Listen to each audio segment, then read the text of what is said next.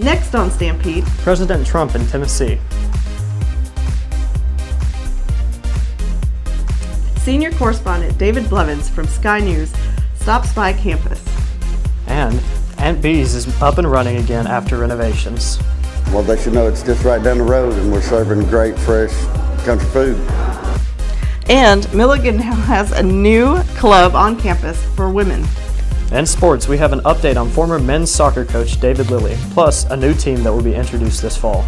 And later, we sit down for our first Making the Difference segment with Izzy Siegel. These stories and more are coming up next. Stampede TV begins now.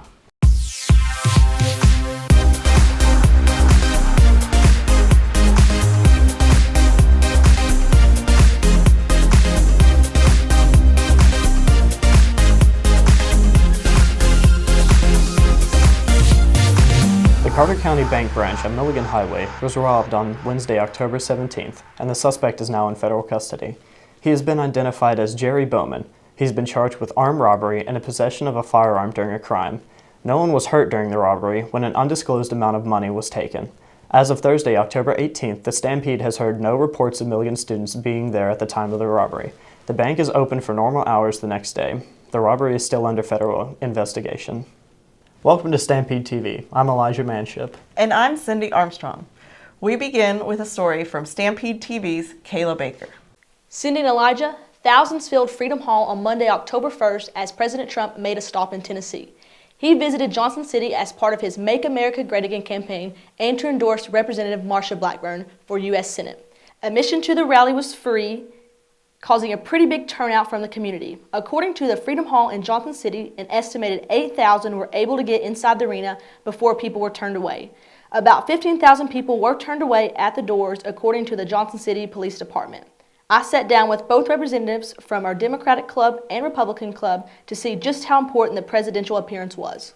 I think it's a really great reminder that the elections that are happening this year are part of the whole national identity, and that even if you're voting in something as small as a local election or a state election, it's going to impact everything all the way up to the president. That's why he was here in the first place. He wanted to campaign for the candidates that he was a fan of. It meant a lot that a Republican president, and it wouldn't have mattered if it was a Republican or a Democrat, just a president would come to this area. I know a lot of people don't think of Johnson City or Tri-Cities at all as being a huge political hub, so it was really nice seeing a lot of focus on that. It got a lot of awareness to current issues that were happening. Both representatives from the club said their main goal is to encourage all students to get out and vote. Cindy and Elijah? Thanks, Kayla. Sky News correspondent David Belvins visited campus earlier this month to talk about his journalism profession and his faith. Belvins is well known for covering some of Ireland's most crucial stories and events dating back to the 1990s. In his 22 years of journalism, Belvins has reported from 10 different countries and has received a nomination for a Royal Television Society Award. His presentation included some of his best work and how he has tied faith in journalism. Sophomore Maggie Halloran talks about Belvins' visits. I think the coolest thing that he said was that you can be a Christian and be a reporter and that it helps your reporting. That is amazing, because in this day and age we're so prone to think that thinking that Christianity is not okay in the media. Last semester, we told you about a restaurant minutes from campus. Aunt Bee's is now up and running after renovations to the building. The restaurant ran into several issues during the remodel that pushed back the grand opening. Owner of Aunt Bee's, Ken Talbert, says the main issues dealt with building codes and contractors. But after months of hard work, you can now enjoy the restaurant.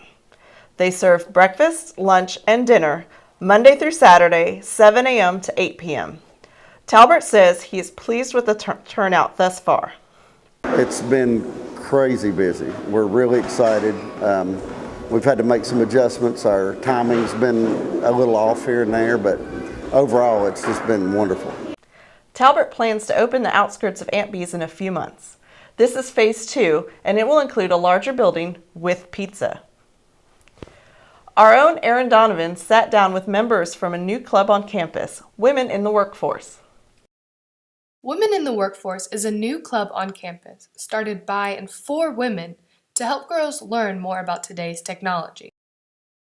Women in the workforce, as far as I know, it first started with Kelly. She was just really invested in trying to find a way to like provide for like the women on campus opportunity to actually like get into this technology side.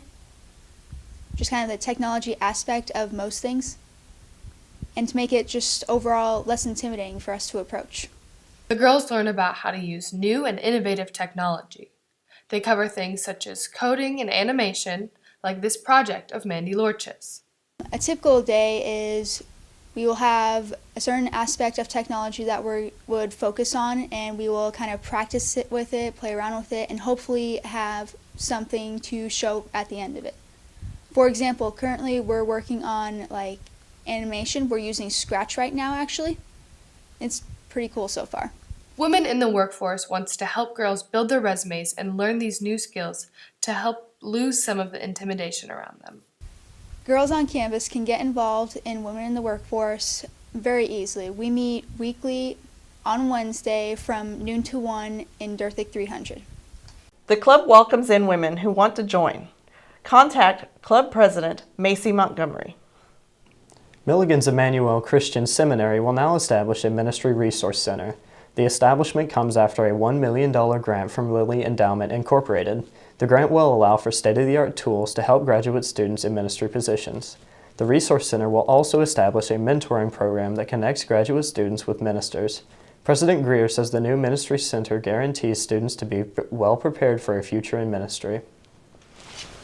Milligan's theater program will perform around the world in 80 days starting on October 25th.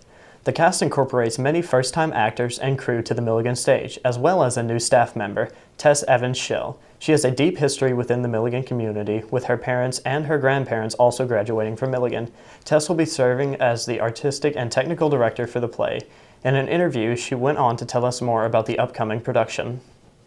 Around the World in 80 Days by Mark Brown. It's a relatively new piece. I think it came out in 2001, I want to say. But it's very like this madcappy piece that's kind of like classic lit meets Monty Python. There's a lot of hijinks, there's a lot of slapstick that goes on, mistaken identities, and just that kind of thing. So it's a very fast-moving, upbeat, family-friendly, just generally fun piece. Milligan has now established a new deal with Northeast State College. On Friday, October 5th, an agreement was signed to provide Bartley High School students with dual enrollment classes. This partnership will not only increase higher education, but number of students graduating from college as well. President Greer said he's thankful for the agreement and looks forward to provide new opportunities to these high school students. After the break, we'll talk with Izzy Siegel in our first edition of Making the Difference. And later, we'll tell you about former men's soccer coach David Lilly. Stay tuned. Oh, Dapper Leon.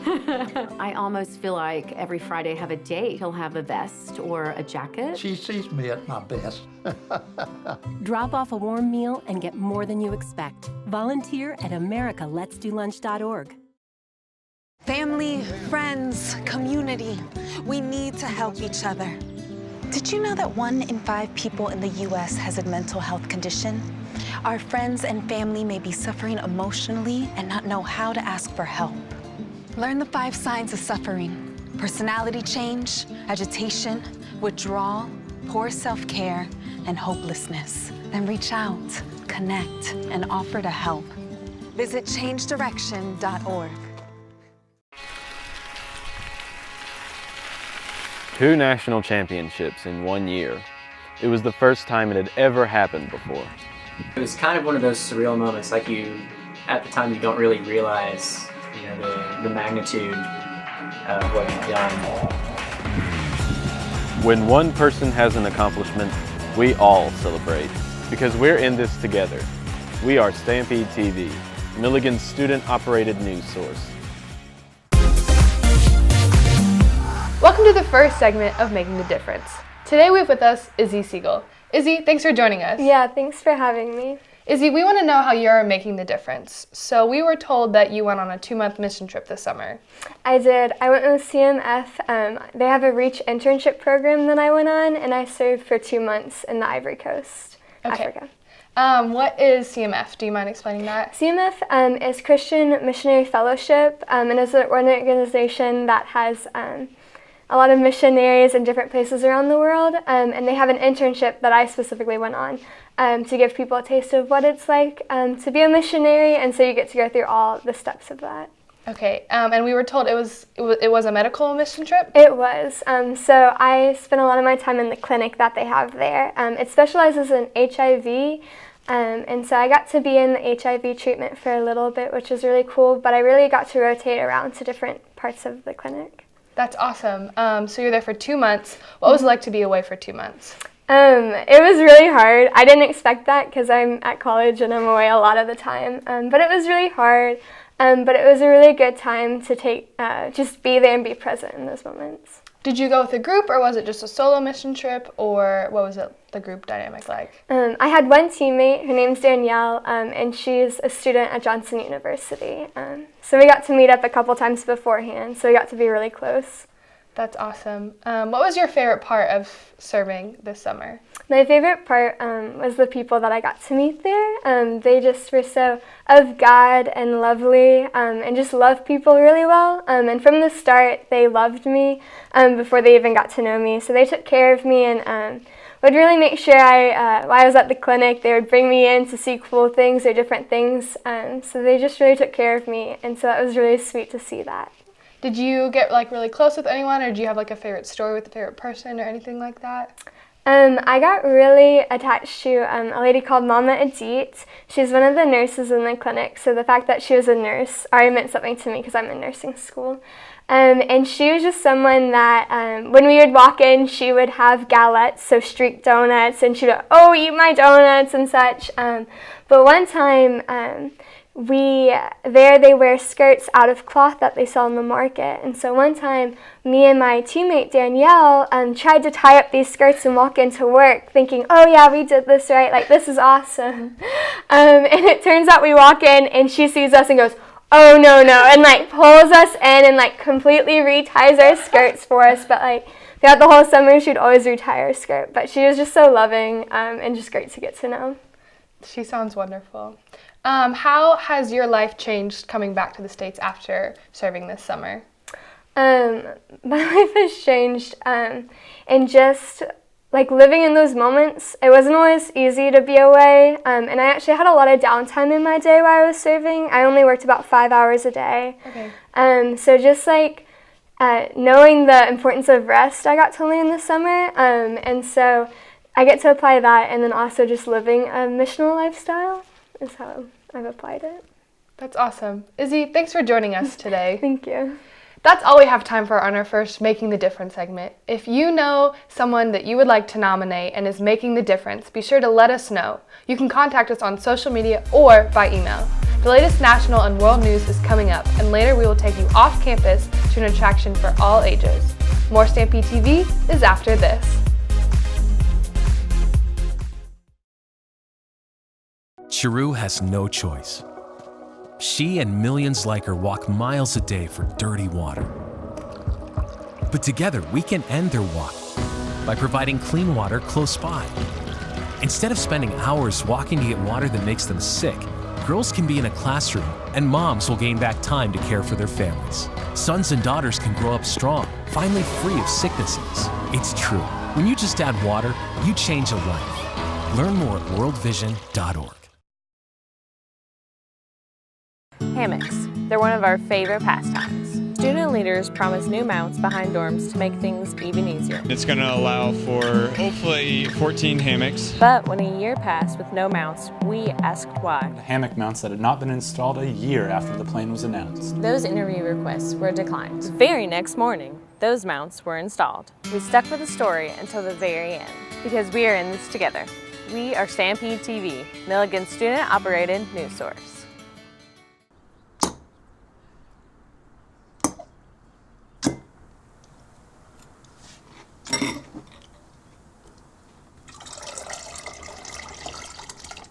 You act like you've never seen someone do this before. Because I haven't. Really? I've been doing this for a while.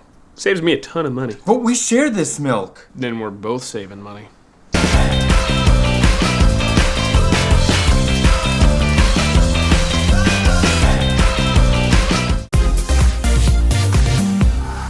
call it the security force of the future. A new fleet of robots has already hit the streets of New York. Their goal? To keep the streets safer, but some people see these machines and immediately worry about privacy concerns. Meet Rosie, the security robot, using the same technology as a self-driving car to patrol the sidewalks of Lefrak City in Queens. This is a crazy combination of artificial intelligence, self-driving autonomous technology, robotics, analytics, in something that is actually useful for society. The company has built its 3 robot models in the United States and is introducing them to customers inside a new showroom at 47th Street and Lexington Avenue in Manhattan. I thought it was pretty cool, but I didn't really think much of it. I didn't even know what it was. I just thought the thing was just patrolling around. They're also deployed at LaGuardia Airport. Each robot has 5 security cameras, 4 of which help it see things. The 5th one collects thermal imaging data. All of the information going into an internet-based portal that helps local security forces on the ground. You just can't keep adding more people. Oh, and we're just keep adding more vehicles and more officers. It's just not going to happen. Like, society literally can't afford this. The robots are able to observe people walking on sidewalks, record license plate numbers, detect heat and objects, and see which cell phone serial numbers are within a designated patrolling area. Nightscope says the data is secure and only seen by the agency controlling the robot. They can stop it and tell it what to look for. Of course, privacy concerns abound. People could just reboot it or something. I think this place needs security. Lee grew up in Queens and says the 9/11 attacks began his thinking about how to improve security across the country. I'm still really, really upset about it. We're starving for new technology to try to alleviate the problem. From city streets to corporate campuses, Lee says the security team of the futures helped agencies catch an accused sexual predator, robbery suspect, and vandal in the act. The company says it costs between $6 and $12 an hour for a new robot to hit the streets. New White House counsel Pat Cipollone will have his hands full, stepping into his job as the White House braces for potential legal storms following November's midterms. The Washington, D.C.-based lawyer is also a former Justice Department official during President George H.W. Bush's administration.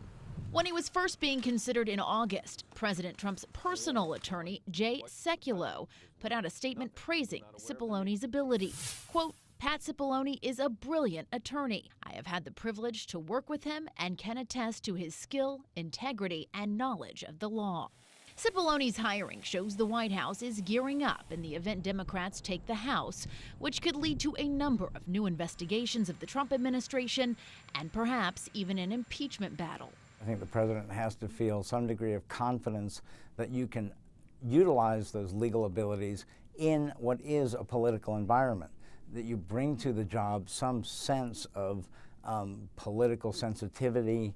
He's going to have a lot on his plate at one time. As the head lawyer for the Office of the Presidency, the White House counsel advises the president and his staff on legal issues surrounding everything from policy to any investigations or subpoenas. To make a public announcement. A tough position once dramatized on the West Wing. Then order the Attorney General to appoint a special prosecutor. Not just any special prosecutor, the most blood-spitting, Bartlett-hating Republican in the bar. He's going to have an unlimited budget and a staff like an army. The new slogan around here is going to be, bring it on. Like that TV version, that may be Cipollone's slogan, as he's tasked with protecting President Trump from any legal reactions or inclinations that could be damaging. And I don't envy him.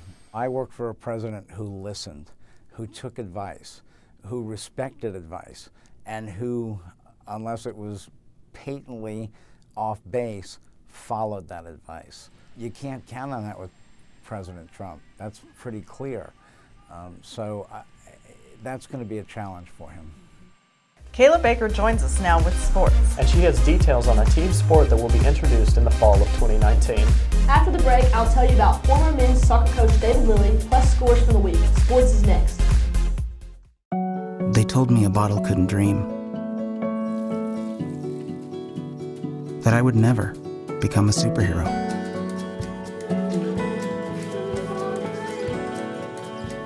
But I learned how to fly. Just to come back in a new disguise and be the hero that I've always wanted to be.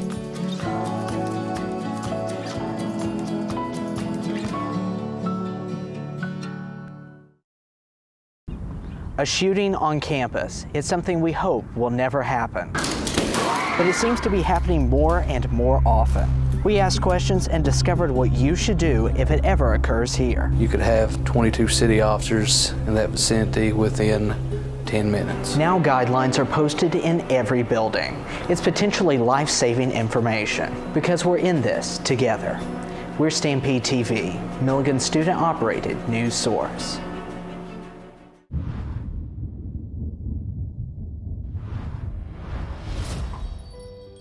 You may not realize it, but these words, often used to describe someone with a mental health condition, can be very harmful. In a country where 1 in 5 people are affected by a mental health condition, it's time for all of us to step up and change the conversation. Just because someone's struggle isn't obvious on the outside doesn't mean they aren't hurting on the inside. We need to see the person, not the condition. Join with me, pledge to be stigma-free. On our last newscast, we told you about men's soccer coach David Lilly being stuck in Scotland after his visa was denied. Now, Lilly is back in Tennessee on a visit visa. This visa allows Lilly to be back on campus and around the team. Assistant coach Kyle Finlay still serves as interim head coach while Lilly's situation is trying to be resolved. Athletic director Mark Fox said Lilly is not allowed to coach at this point, but the college is still working to bring Lilly back full-time. We will continue to report details on the story as it happens. Milligan will introduce the first ever triathlon team next fall. Campus Activities Director Jason Ox has been selected to lead the program. The all-new triathlon team will consist of 6 members, 3 female and 3 male athletes. The team will compete as a club sport in the 2019-2020 season. Milligan is just one of over 140 schools across the nation that offer a triathlon team. Like the rest of Milligan's collegiate sports, scholarships will be handed out to those athletes who are part of the team. Both Onks and Athletic Director Mark Fox are excited for the team's future and the new opportunities it will bring to athletics. I appreciate Milligan allowing me the opportunity to head this up and get it off the ground. And I've had great support so far from Milligan leadership and USA Triathlon, actually, because they have some really good tools in place to help a club get started. Head coach Jason Onks says he has already started recruiting for the upcoming season in the fall of 2019. The volleyball team picked up the road win against AAC matchup Bluefield College on Tuesday in 3 sets. This marks 10 wins in a row for your Lady Buffs, making for a perfect record in away matches. The Buffs are off to an early start, dominating in the first 2 sets, winning 25-14 and 25-16. Senior Alyssa Rupert and junior Kelly Guerin, who earned AAC weekly honors, remained stellar for the Lady Buffs in the win. Rupert picked up 25 digs and Guerin tallied up 37 assists in the win. Junior Julie Dockery led the Lady Buffs with 11 kills. This makes the 12th conference win for the Lady Buffs. They lead the conference by 3 games for the #1 spot in the North Division. The Lady Buffs hit the road again on Tuesday the 23rd to take on Tennessee Wesleyan. Here's a look at scores from the week. Men's soccer picked up the AAC win on October 10th, beating St. Andrews 4-2. The women's team also defeated the conference matchup St. Andrews with a score 5-0. October 13th, both soccer teams played against Truett McConnell on the road. The men's team tied with a 1-1 score, while the women's team came up short, losing with a score 0-1. And that's what's going on in sports. Thanks, Kayla. Coming up next, we'll tell you where you can go to learn a few dance moves. More Stampede after this. Graduation. It's one of the biggest moments for each of us. But overcrowding meant that we could no longer have just one ceremony. For some, this meant sharing the event with your entire family. For others, splitting up this community. And I know it's not expected and change is hard, but we had this idea. We would all matriculate together and we would all graduate together. We provided you with a voice on an important issue because we're in this together. We are Stampede TV, Milligan's student-operated news source. Johnson City Bakery, located on Main Street near Mid-City Grill and the Farmers Market. We have brownies, board games, and local honey. Open Friday and Saturday, 10 until 9. I used to think news is news. It's all the same. But it's not. There's a big difference between local broadcast news and cable news. See, local stations are part of my community, connecting me to local news, weather, and sports on every device.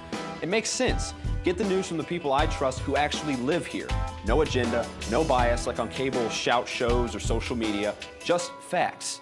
For news I can trust, I stay local. Support your local stations. Text TV to 52886 today. It's all about making the difference. Do you or someone you know go above and beyond to put others first? Are you active within the Milligan community? We want to know. This year, we are introducing a new segment called Making the Difference to let you know what impact our students leave on others both on and off campus. If you know a student doing this, be sure to let us know. You can nominate students through our social media outlet or by email. Here at Milligan, we want to make the difference. You're watching Cindy Armstrong, Elijah Manship, Kayla Baker with sports, and the rest of your Stampede TV team. Now it's time to take you to an attraction for all ages off campus. I went to Johnson City Ballroom and learned a few moves. Located in Johnson City in the Target Shopping Plaza, there's a studio dedicated to sharing the joy of dancing. I stopped in to talk to owner Darian Chancellor to learn more about the studio and the services that they offer. We provide private lessons, group classes, parties, wedding choreography, shows. Owners Darian and Tiffany Chancellor are both experienced professional ballroom dancers who were inspired to share their love of dancing because they know firsthand just how beneficial it can be. When you learn to dance, you can dance the rest of your life. You're going to have to dance if you plan on getting married, so you might as well get started now. But sharing something like dance with someone that you care about, whether it's romantic or even just a friend, you laugh, you work, you achieve something, and it really is building communication and just good relationships, whether it's a romantic one or just a platonic relationship. The health benefits, I mean, all the way from music therapy to movement therapy, and you're adding those together. And at the same time, you're laughing and you're having fun, or at least you should be. If you're not, you probably have a bad teacher. And I would come to Johnson City Ballroom and get it done. Patron Jenny Walls agrees and also recommends coming to one of their Friday night parties, which often offers a theme, such as this October's Halloween themes.